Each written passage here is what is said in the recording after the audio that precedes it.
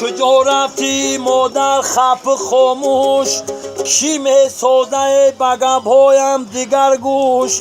کی میگوید بیا ای جان مادر، مرا کردی تو مادر جان فراموش. مرا کردی تو مادر جان فراموشی.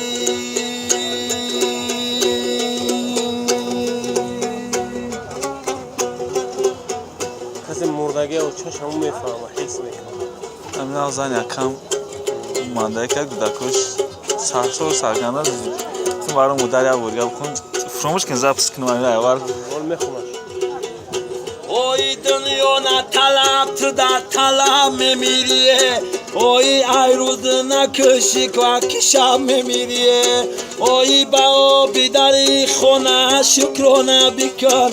اوی دریا نه طلب تشنه لب میمیریه. اوی دریا نه طلب که تشنه لب میمیری.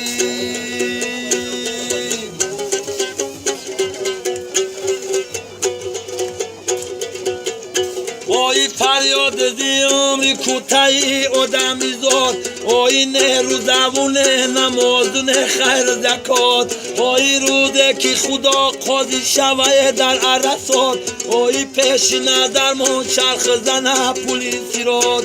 اوی پیش نظر ما چرخ زنه پولیسی راتی.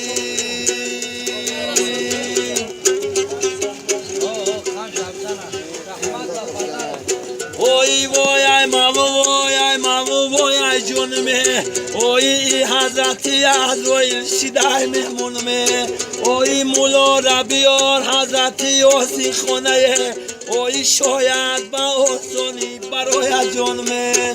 اوی شاید کی با آسانی برای جونمه.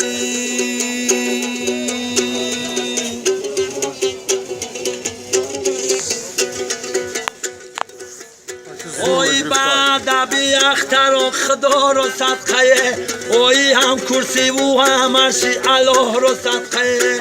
اوی دنیا را به خاطری محمد ساختنه. اوی هم عرشی الله هم مصطفی رو صدقه. اوی دنیا را به خاطری محمد ساختنه. اوی هم عرشی الله هم مصطفی رو صدقه.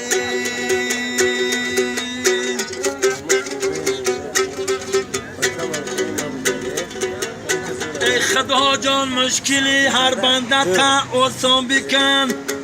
وقتی مردن گوهری ایمان با ما همراه بکن.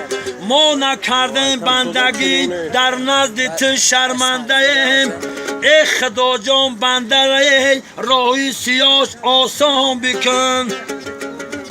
یا برگه و چه بگو کن بعد مادر یا برگه بکن شیف. ای دو ملک کویم به نزدم چیز را بد را بگو. ربی من الله بگویم اون زمان